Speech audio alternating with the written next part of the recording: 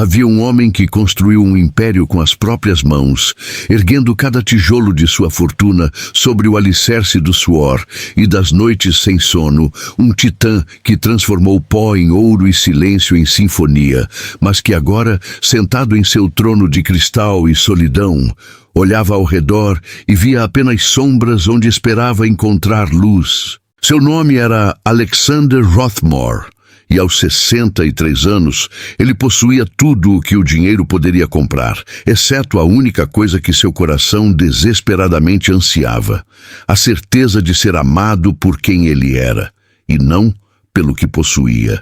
Seu nome ecoava nos corredores do poder como um trovão distante, pronunciado com reverência nas bolsas de valores, sussurrado com inveja nos clubes exclusivos, impresso em manchetes de jornais econômicos que celebravam cada novo negócio bilionário.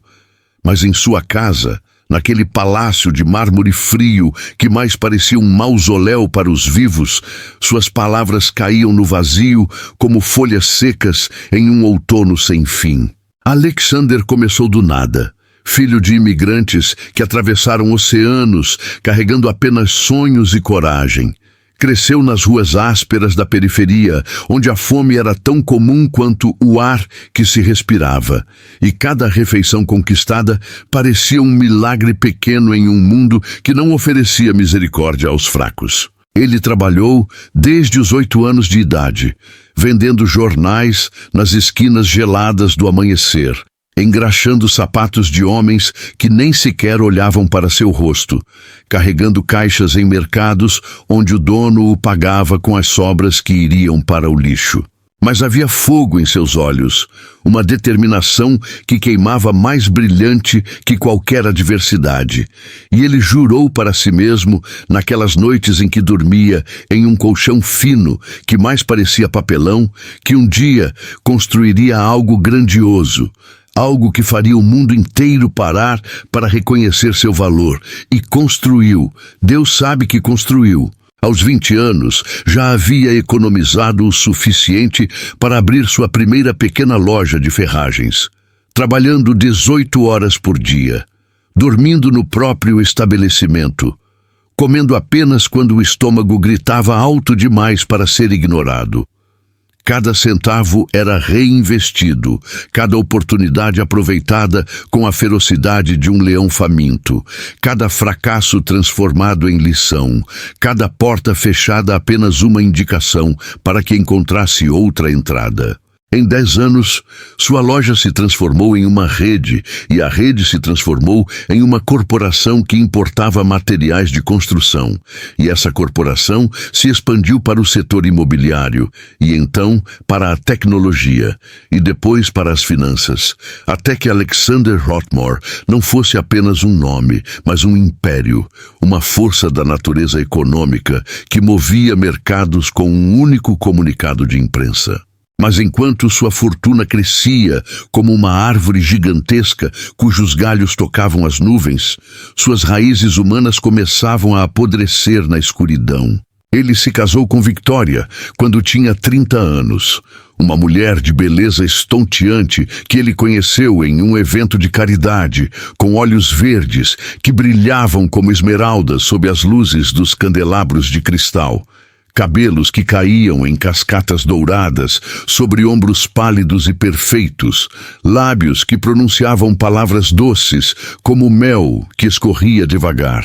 Ela vinha de uma família aristocrática em decadência, o tipo de sangue azul que ainda carregava títulos pomposos, mas cujos cofres haviam secado gerações atrás. E quando Alexander a pediu em casamento, oferecendo-lhe um anel com um diamante do tamanho de uma avelã, ele genuinamente acreditou que seus olhos brilhavam de amor e não de alívio financeiro. Tiveram 3 filhos. Marcos, o primogênito, que Alexander imaginou que um dia assumiria o império e o conduziria a alturas ainda maiores. Isabela, a filha do meio, que herdou a beleza devastadora da mãe e uma frieza que congelava quartos inteiros. E Julian, O caçula, que desde pequeno mostrou mais interesse em festas e carros de luxo do que em qualquer coisa que se parecesse remotamente com trabalho honesto. Alexander amou seus filhos com a intensidade de um homem que nunca teve pai presente.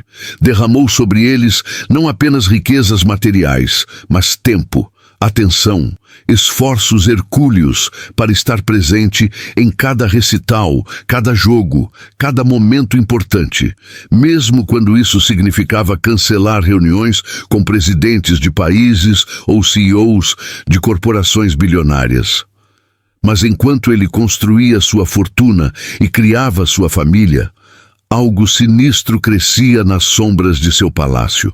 Ele percebeu tarde demais, talvez, que havia alimentado cobras em seu próprio jardim, que cada sorriso à mesa de jantar escondia presas afiadas, que cada "eu te amo" soava oco como moeda falsa batendo contra o chão. Victoria passou a tratá-lo não como marido, mas como provedor, uma máquina de fazer dinheiro cuja função principal era assinar cheques e desaparecer discretamente quando ela queria entreter suas amigas sofisticadas que riam dele pelas costas, chamando-o de novo rico, de homem sem classe que não sabia diferenciar um Monet de um pôster de supermercado. Marcos, que deveria ser seu orgulho e sucessor, olhava para ele com um desprezo mal disfarçado, como se o pai fosse um obstáculo inconveniente entre ele e o controle total das empresas, frequentemente questionando suas decisões em reuniões de diretoria, minando sua autoridade com sorrisos condescendentes que diziam claramente: "Você está velho, está ultrapassado, é hora de passar o bastão." Isabela havia se tornado uma socialite, cujo nome aparecia mais em colunas de fofoca do que em qualquer lugar produtivo, gastando milhões em bolsas, sapatos, viagens para praias exóticas, onde posava para fotos que exibiam não apenas sua beleza, mas seu completo desinteresse por qualquer coisa que não fosse sua própria imagem, refletida em espelhos de vaidade. E Julian, o doce Julian que Alexander ainda lembrava como um menino de olhos brilhantes que pedia para ser carregado nos ombros fortes do pai, havia se transformado em um playboy dissoluto cuja vida consistia em festas intermináveis, escândalos abafados com dinheiro, acidentes de carro cobertos pela imprensa que o pai pagava generosamente para manter silêncio. A riqueza que conquistou tornou-se sua maldição, atraindo não o amor, mas a cobiça disfarçada de afeto, não a lealdade, mas a traição vestida de seda. Alexander começou a notar os pequenos sinais que se acumulavam como gotas de veneno em um cálice. A maneira como Victoria desviava os olhos quando ele entrava em um cômodo, como se sua presença fosse uma intrusão indesejada em sua própria casa. As conversas que morriam abruptamente quando ele se aproximava, seguidas por silêncios pesados, carregados de segredos não ditos. Os olhares trocados entre seus filhos, uma linguagem silenciosa de conspiração que o excluía completamente. Ele começou a sentir-se como um estranho em seu próprio império, um fantasma que assombrava corredores de mármore, invisível para aqueles que deveriam amá-lo. Foi durante uma noite particularmente solitária, sentado em seu escritório privado, enquanto o resto da mansão dormia ou fingia dormir, que a revelação o atingiu com a força de um raio atravessando o céu escuro. Ele havia passado a vida inteira construindo, trabalhando, sacrificando, tudo por uma família que o via apenas como uma conta bancária ambulante. E a pergunta que o assombrou naquela noite, que o manteve acordado até que o sol nascesse, pintando o céu de tons rosados e dourados que ele mal notou, foi simples e devastadora. Se eu perdesse tudo amanhã, quem ficaria ao meu lado? A resposta que ecoou no silêncio do seu coração foi ainda mais devastadora. Ninguém. E foi então, naquele momento de clareza cruel, que ele decidiu fazer o que poucos homens têm coragem de fazer: arrancar a máscara da verdade e olhar para o rosto horrendo que que se esconde por trás. A ideia chegou até ele não como um pensamento, mas como uma necessidade urgente, uma compulsão quase física de saber, de ter certeza, de confirmar ou desfazer as suspeitas que o corroíam por dentro como ácido queimando metal. Ele fingiria estar à beira do abismo, simularia uma doença terminal que o levaria para longe deste mundo e observaria como um fantasma em sua própria vida quem choraria lágrimas verdadeiras e quem já estaria contando as moedas de sua herança. O plano começou a tomar forma em sua mente com a mesma precisão estratégica que ele aplicava aos seus negócios mais complexos. Ele conhecia pessoas, tinha contatos em todos os setores e dinheiro suficiente para comprar qualquer mentira que precisasse ser contada. Alexander contatou discretamente o Dr. Heinrich Müller, um médico renomado da Suíça que devia favores significativos ao bilionário. Favores do tipo que envolviam pesquisas controversas financiadas silenciosamente, clínicas particulares abertas com investimentos generosos que não apareciam em nenhum registro público. Em um encontro secreto em um hotel discreto, longe dos olhos curiosos que sempre seguiam homens de sua estatura, Alexander expôs seu plano com a calma de quem fecha um negócio comercial. O Dr. Müller inicialmente resistiu, alegando questões éticas, falando sobre o juramento de Hipócrates e a sacralidade da confiança médico-paciente. Mas Alexander sabia que todo homem tem seu preço, e para alguns esse preço não é necessariamente dinheiro, mas algo mais valioso: segurança, proteção, a garantia de que certos segredos permanecerão enterrados onde ninguém jamais os encontrará. Ele não precisou ameaçar explicitamente. Bastou um olhar, uma pausa significativa, uma pasta de documentos colocada suavemente sobre a mesa. E o médico compreendeu perfeitamente a proposta implícita. 2 semanas depois, Alexander Rothmore foi diagnosticado oficialmente com um câncer pancreático agressivo em estágio terminal, com expectativa de vida de 6 meses no máximo. A armadilha estava montada, o palco preparado para o teatro mais doloroso de sua existência, onde cada ator revelaria sua verdadeira natureza quando as cortinas finalmente caíssem. Ele chamou os melhores médicos, pagou fortunas para que forjassem diagnósticos sombrios, exames de imagem manipulados que mostravam tumores inexistentes, laudos assinados com carimbos oficiais que conferiam legitimidade àquela mentira elaborada. Transformou seu corpo saudável em uma mentira convincente de deterioração através de uma atuação digna de prêmios. Parou de fazer exercícios, deixou de frequentar o ginásio privado que construiu em sua mansão. Começou a usar roupas ligeiramente maiores, que gradualmente substituiu por tamanhos ainda maiores, criando a ilusão de perda de peso dramática. Aplicou maquiagem sutil que criava sombras sob seus olhos, conferindo-lhe aparência de exaustão constante. Estudou vídeos de pacientes reais para imitar perfeitamente a postura curvada, a respiração ocasionalmente difícil, os momentos de dor que atravessavam o rosto como relâmpagos em tempestade. Convocou a família para uma reunião formal em seu escritório, aquele ambiente de mogno e couro onde tantas decisões importantes haviam sido tomadas ao longo das décadas. Victoria chegou usando um vestido Chanel, que ele não lembrava de ter visto antes. Perfume caro flutuando ao seu redor como uma nuvem de indiferença sofisticada. Marcos entrou checando mensagens em seu smartphone, mal levantando os olhos para cumprimentar o pai. Isabela chegou atrasada 40 minutos, reclamando do trânsito, embora todos soubessem que ela havia simplesmente esquecido o compromisso até que a secretária ligou 3 vezes. Julian apareceu com olhos vermelhos e a aparência de quem havia passado a noite anterior em lugares que respeitáveis não mencionam em conversas diurnas. Alexander os encarou um por um, gravando em sua memória cada detalhe daquele momento.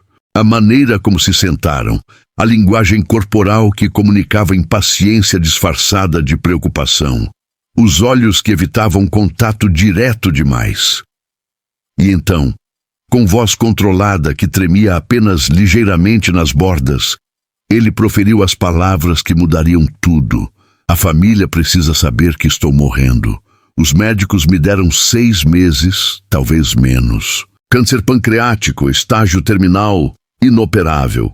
O silêncio que se seguiu foi ensurdecedor, pesado como chumbo líquido, enchendo o ambiente, e ele aguardou, com o coração apertado e a alma em frangalhos, para ver quem ficaria ao seu lado quando o rei aparentemente perdesse sua coroa. As reações vieram como ondas quebrando contra rochedos, cada uma revelando camadas diferentes de verdade.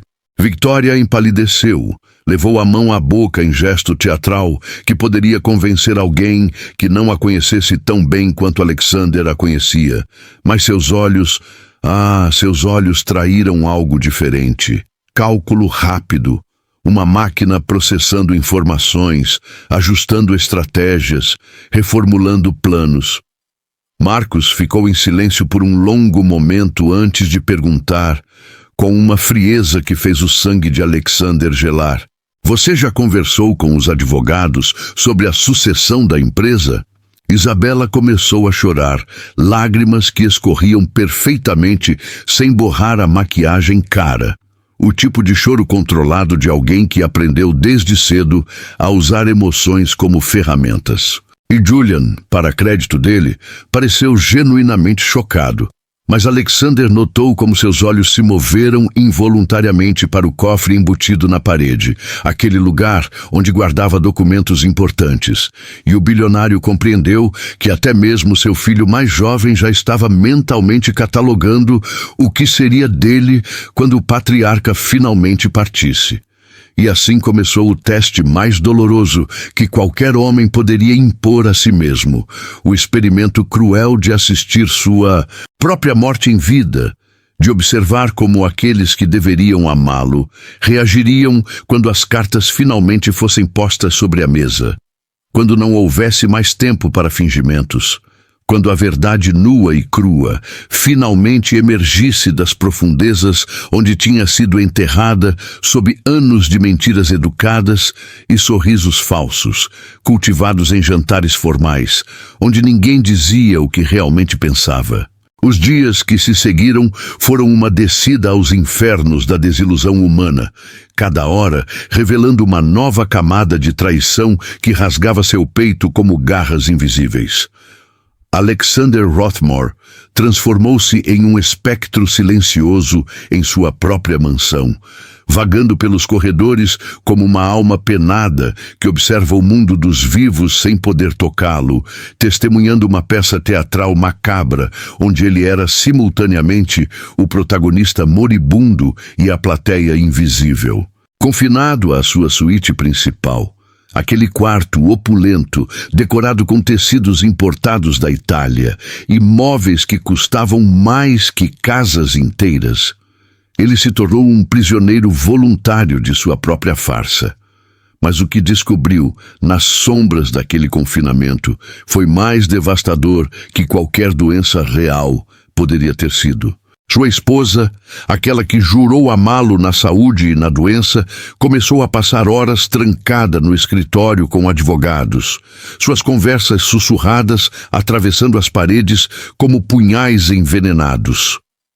Victoria havia contratado não apenas um advogado, mas uma equipe inteira do escritório mais caro e implacável de Manhattan, especialistas em divórcio e partilha de bens que eram conhecidos por suas táticas agressivas e sua habilidade cirúrgica de dissecar fortunas. Alexander ouvia, deitado em sua cama de mentiras, como ela já dividia seus bens, já planejava uma vida sem ele antes mesmo que seu suposto coração parasse de bater. As vozes atravessavam o sistema de intercomunicação que ele havia mandado instalar discretamente, cada palavra um veneno destilado. Precisamos agir rápido antes que ele mude o testamento em algum delírio terminal, dizia Victoria com uma frieza que faria o Ártico parecer tropical. As propriedades na Europa devem ser transferidas para meu nome imediatamente. Podemos alegar que foi um presente de aniversário não documentado. A mansão em Aspen, a cobertura em Paris, a vila na Toscana, tudo precisa estar blindado antes que ele deteriore completamente. Havia uma urgência quase frenética em seus planos, uma corrida contra o tempo imaginário que ela acreditava ter, e Alexander percebia agora que Victoria havia passado anos, talvez décadas, esperando pacientemente por este momento, catalogando mentalmente cada ativo, cada conta bancária, cada investimento, como um general planejando uma campanha militar. Ela falava sobre ele não como um marido moribundo, mas como um obstáculo que finalmente estava sendo removido pela providência divina. Um problema que se resolvia sozinho e que apenas precisava ser administrado adequadamente para maximizar seus ganhos. 33 anos. Alexander murmurou para si mesmo no escuro. 33 anos dormindo ao lado de uma estranha que esperava minha morte como quem espera promoção no trabalho. Mas Victoria era apenas o começo da revelação. Seus filhos, aqueles que deveriam carregar seu legado com honra, visitavam-no com olhos vazios e sorrisos que não alcançavam a alma, permanecendo apenas o tempo suficiente para manter as aparências. Marcos aparecia pontualmente às 7 da noite, sempre vestindo ternos impecáveis, que custavam mais que carros de luxo, e ficava exatos 15 minutos ao lado da cama do pai, conferindo discretamente seu Rolex, como se cada segundo ali fosse um investimento desperdiçado. Ele falava sobre a empresa com uma propriedade que sugeria que já a considerava sua, usando frases como "quando eu assumir o controle", em vez de "se precisar assumir", discutindo mudanças radicais que planejava implementar, demissões em massa que executaria, reestruturações que transformariam tudo que Alexander havia construído em algo completamente diferente, presumivelmente mais lucrativo, definitivamente mais frio. "Pai, você construiu um império do século passado", Marcos disse em uma dessas visitas, seu tom condescendente como um professor falando com um aluno particularmente lento. No mundo moderno, sentimentalismo é fraqueza. Você tem 1.200 funcionários que estão lá por lealdade, não por necessidade. Eu posso cortar 40% da folha de pagamento e aumentar os lucros em pelo menos 30% no primeiro trimestre. Essas pessoas que você trata como família, elas são lastre, pai, peso morto que nos impede de alcançar nosso verdadeiro potencial. Alexander fechou os olhos, fingindo fadiga, mas por dentro algo morria um pouco mais a cada palavra, percebendo que havia criado não um sucessor, mas um tirano corporativo sem coração que via seres humanos como números em planilhas. Isabela vinha menos frequentemente, sempre com desculpas elaboradas, sobre compromissos sociais inadiáveis, eventos de caridade que, ironicamente, ela só frequentava para ser fotografada, usando vestidos de grife que seu pai financiava.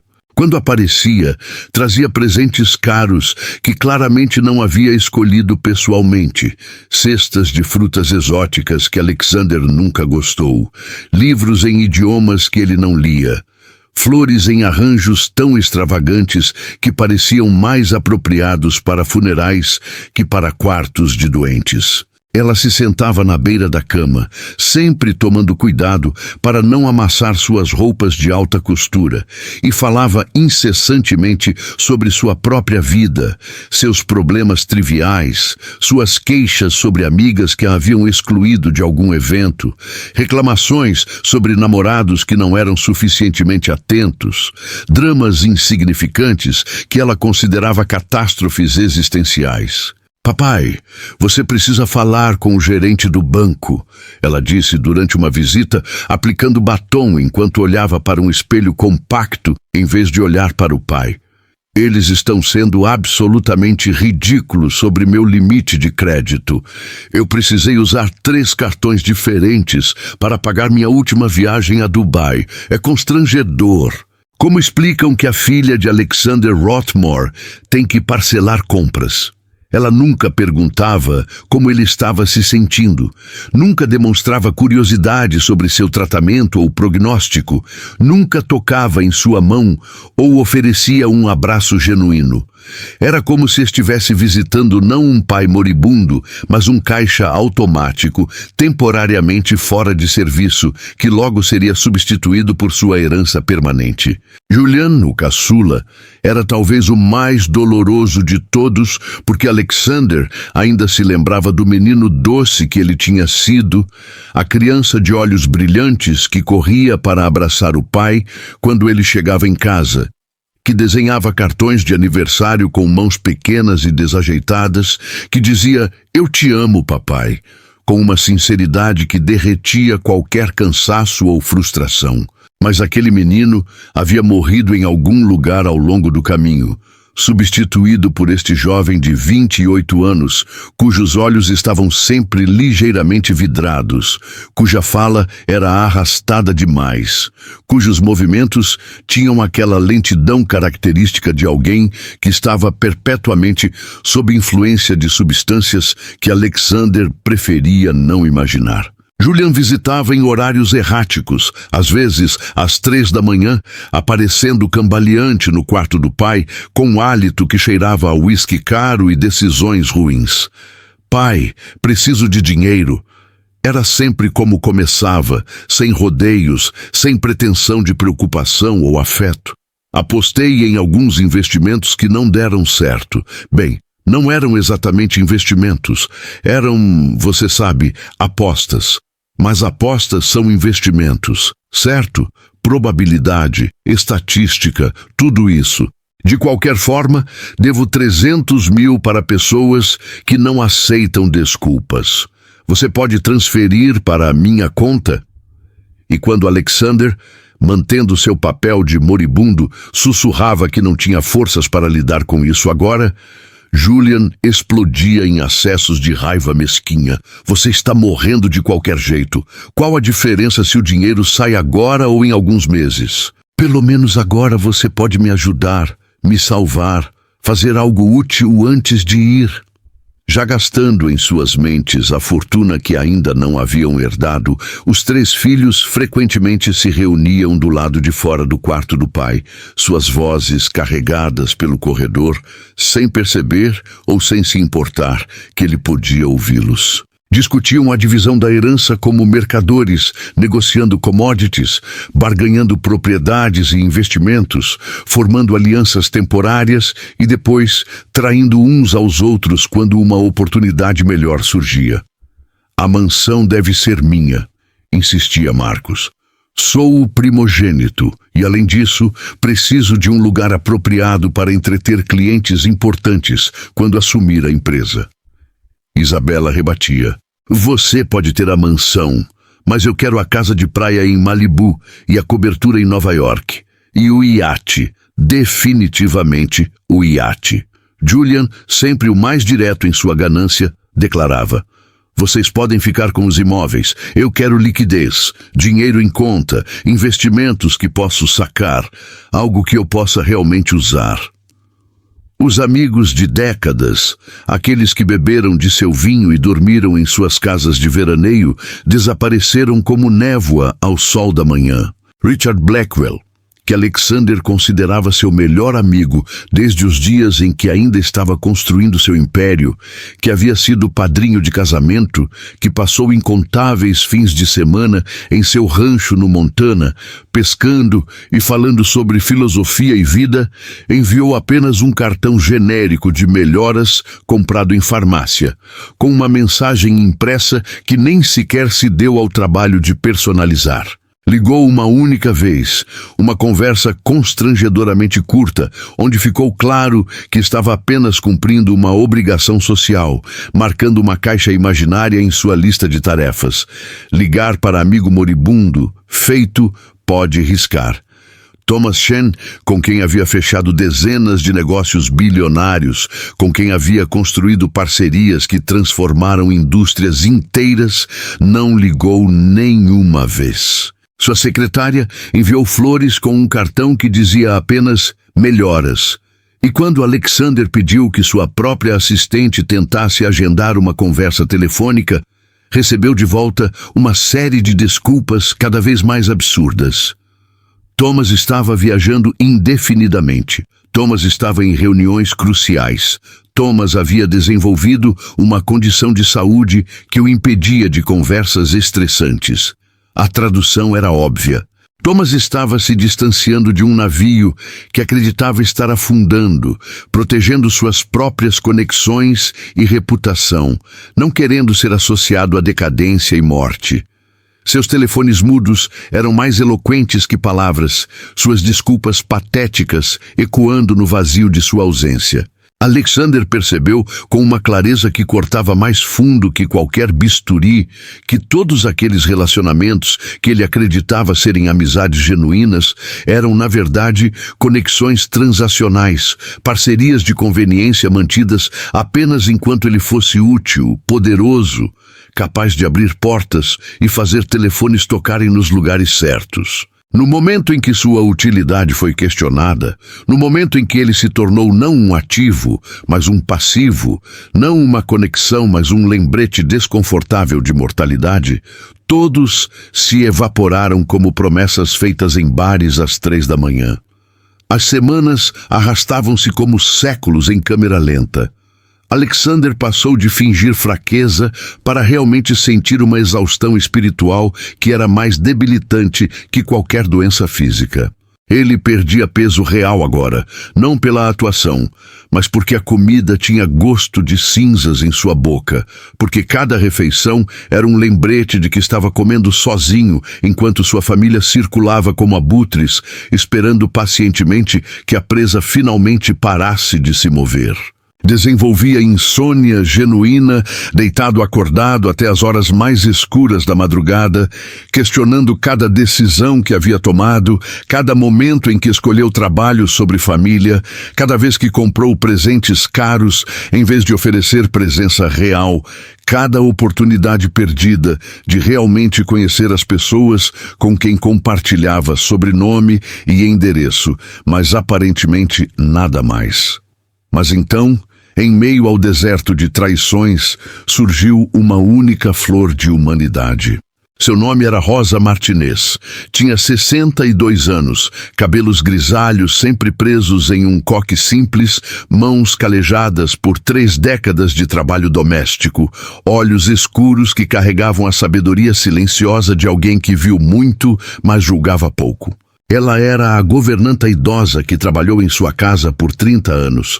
Aquela mulher simples que ele mal notava, uma presença tão constante que havia se tornado parte da mobília, alguém que ele cumprimentava educadamente, mas com quem nunca havia realmente conversado, nunca havia perguntado sobre sua vida, seus sonhos, suas próprias dores e alegrias. Rosa apareceu em seu quarto não com palavras vazias de conforto, mas com ações que falam mais alto que qualquer discurso. Na primeira noite após o anúncio de sua doença, quando o resto da casa havia se retirado para seus quartos ou seus escritórios cheios de advogados, ela bateu suavemente na porta e entrou carregando uma bandeja não com comida de hospital elaborada, mas com sopa caseira que havia feito em sua própria cozinha, aquela pequena cozinha de funcionários que Alexander nunca havia sequer visitado. Minha avó costumava fazer isso quando alguém estava doente, disse ela, com seu sotaque suave que revelava raízes hondurenhas. Não cura o corpo, mas alimenta a alma, Sr. Rothmore. Ela começou a aparecer toda noite, sempre após sua família ter completado suas visitas obrigatórias e perturbadoras, segurando sua mão com uma força que vinha de algum lugar profundo e verdadeiro.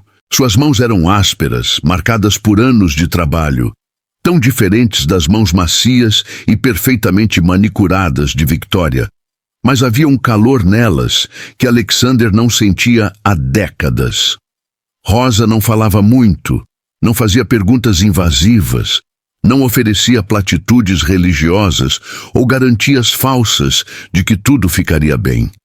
Ela simplesmente estava presente, uma presença sólida e real, em um mundo que havia se revelado construído sobre ilusões e mentiras. Limpando seu rosto com a ternura de uma mãe, usando toalhas quentes que ela própria preparava com um cuidado que beirava o ritual, Rosa tratava Alexander não como um bilionário ou como seu empregador, mas simplesmente como um ser humano sofrendo.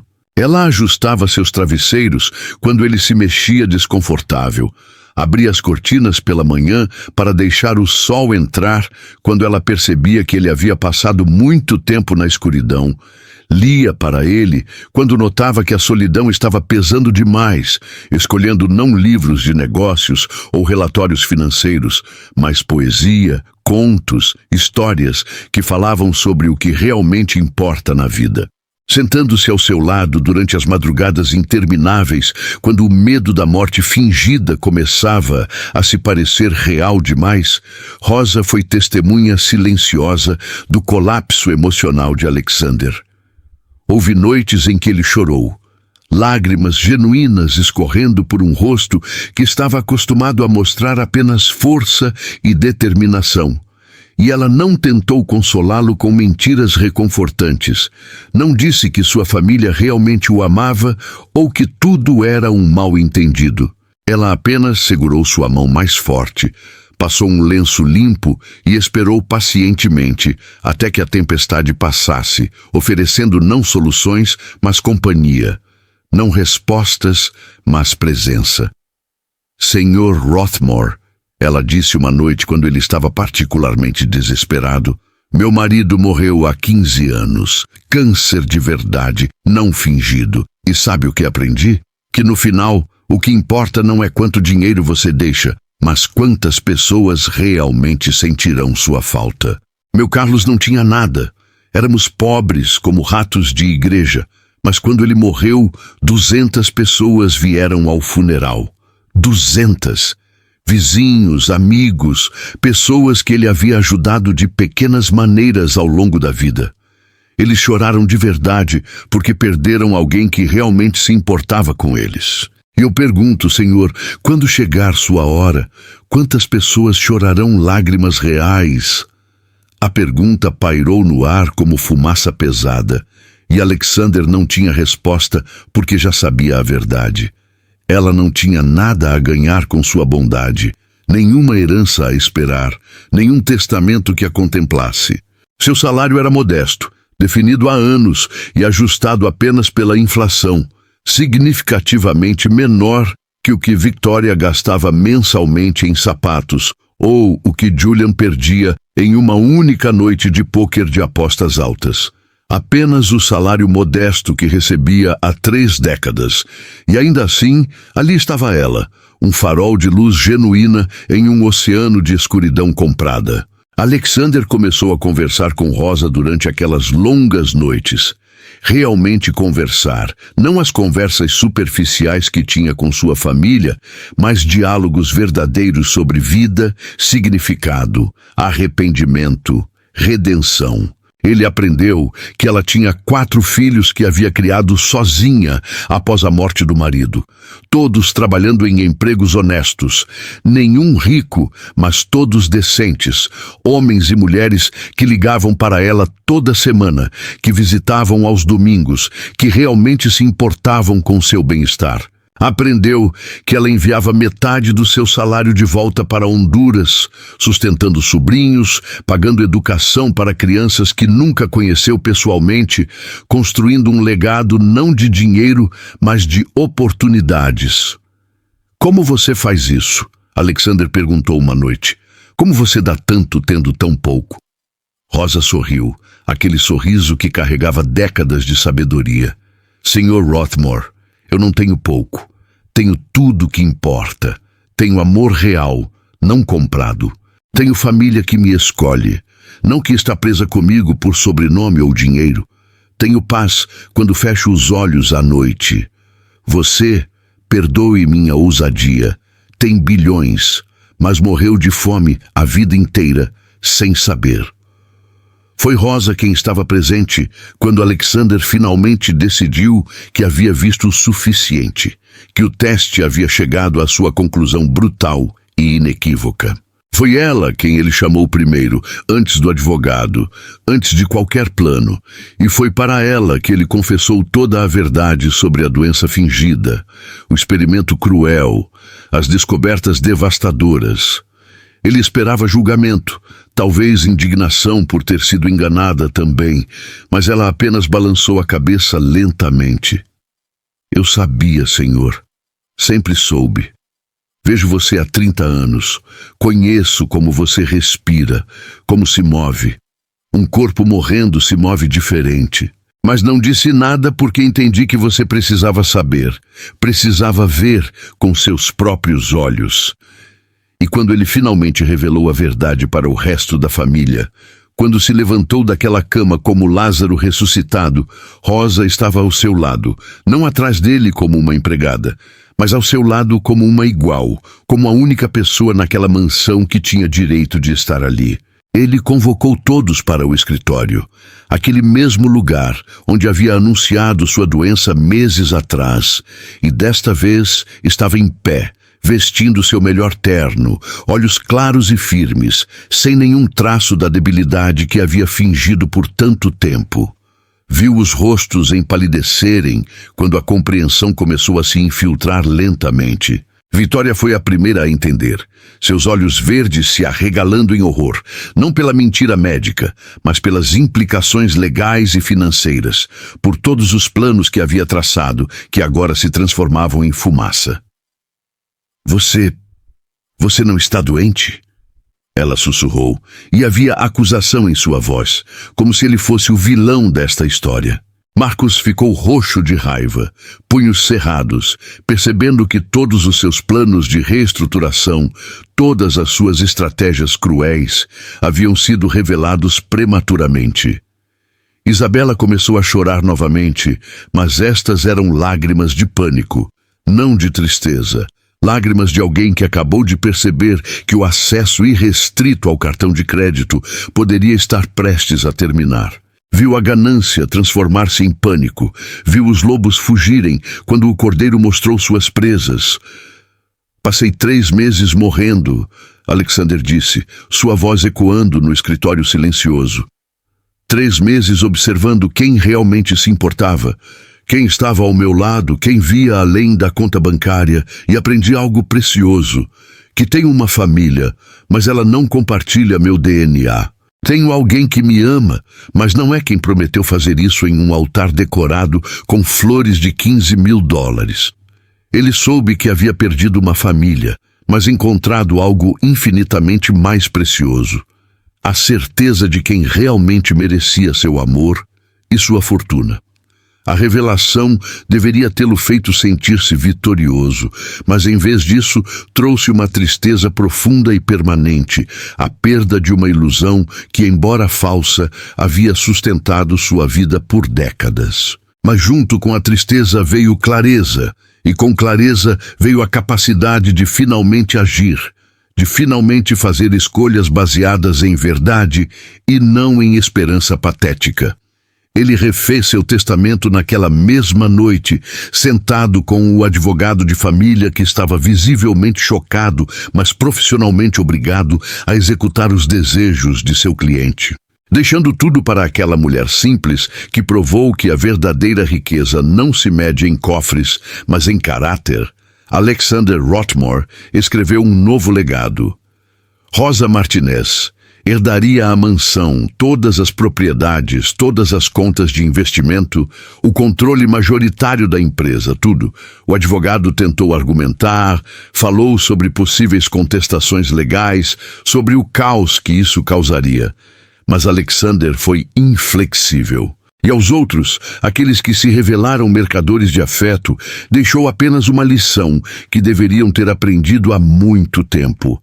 Para Victoria, $1 milhão, uma fortuna para a maioria das pessoas, mas uma fração microscópica de sua riqueza total, suficiente para que ela nunca pudesse reclamar de abandono completo, mas não o bastante para manter o estilo de vida luxuoso ao qual havia se acostumado. Para cada filho, quantias similares, com uma carta anexa que explicava exatamente por quê, detalhando cada conversa ouvida, cada traição testemunhada, cada momento em que escolheram dinheiro sobre amor. Que o amor não se compra, não se vende, não se herda, apenas se oferece puro e incondicional, como aquele que ele finalmente encontrou no lugar mais improvável de todos. Alexander sabia que seria processado, que haveria batalhas legais, acusações de influência indevida e capacidade mental diminuída, mas não se importava. Tinha os melhores advogados, tinha documentação médica provando sua sanidade completa e, mais importante, tinha a paz de finalmente viver em verdade. E assim, o bilionário aprendeu que às vezes é preciso morrer em vida para descobrir quem realmente viveria por nós. Ele passou o resto de seus dias não em solidão, mas em companhia genuína, conhecendo a família de Rosa, jantando em mesas simples, onde a comida tinha gosto de verdade, porque era temperada com afeto real, rindo de piadas compartilhadas por pessoas que não tinham agendas escondidas. Ensinou os filhos de Rosa sobre negócios, não para transformá-los em versões de Marcos, mas para dar-lhes ferramentas de independência e sucesso. Financiou educações, abriu oportunidades, mas fez isso como mentor, não como salvador distante que compra lealdade com cheques, e que a maior fortuna que um homem pode possuir não está em seus bancos, mas em saber quem permaneceria ao seu lado quando todo o ouro do mundo se transformasse em pó. Alexander Rothmore viveu mais 17 anos após sua ressurreição fabricada, e quando finalmente morreu de verdade, aos 80 anos, cercado não por advogados e herdeiros calculistas, mas por Rosa e sua família extensa que o havia adotado como um dos seus, ele partiu com um sorriso, sabendo que havia encontrado no último ato da sua vida o que havia procurado pelo primeiro ato inteiro. Porque no final, quando as máscaras caem e a verdade nua se revela, somos todos apenas almas buscando outras almas que nos vejam não pelo que temos, mas pelo que somos. E poucos, muito poucos, encontram esse tesouro antes que seja tarde demais. Alexander Rothmore teve a sorte rara de encontrar, e a sabedoria ainda mais rara de reconhecer quando finalmente apareceu, não vestida de seda e diamantes, mas de um uniforme simples de governanta, carregando não promessas vazias, mas a única coisa que realmente importa no final: um coração que escolhe amar sem razão, além da própria humanidade compartilhada.